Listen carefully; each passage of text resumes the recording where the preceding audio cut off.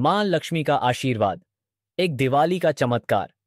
आज हम आपके लिए लेकर आए हैं एक दिल को छू लेने वाली कहानी, जिसमें एक परिवार की मां लक्ष्मी के प्रति भक्ति और दिवाली के दौरान उनके जीवन में आए चमत्कारी बदलाव की बात करेंगे। दिवाली का पर्व करीब आ रहा था। हर घर में उत्साह था। लोग अपने घरों की साफ सफाई और सजावट में जुटे थे। लेकिन गांव के एक कोने में एक छोटा सा घर था, जहां खुशी की कोई हलचल नहीं थी। यह घर था मोहन और उसकी पत्नी राधा का, जो बहुत गरीब थे। उनका एक छोटा सा बेटा था, गोपाल। मोहन मजदूरी करके अपने परिवार का पेट पालता था, पर इस बार काम मिलना मुश्किल हो रहा था। दिवाली का त्योहार उनके लिए मायूसियों से भरा था।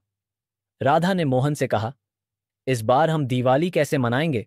हमारे पास घर में तेल तक नहीं है दीप जलाने के लिए। मोहन के पास कोई जवाब नहीं था। वह सिर झुकाए बैठा रहा।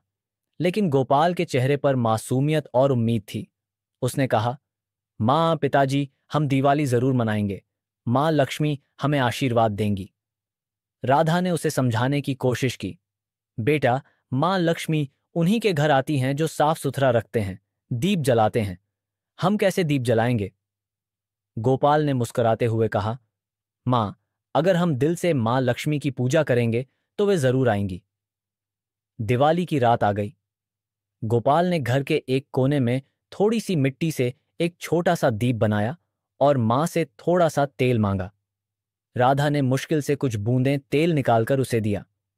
गोपाल ने पूरे श्रद्धा से दीप जलाया और हाथ जोड़कर मां लक्ष्मी से प्रार्थना की, हे मां लक्ष्मी, हमारे घर भी अपना आशीर्वाद बरसाओ।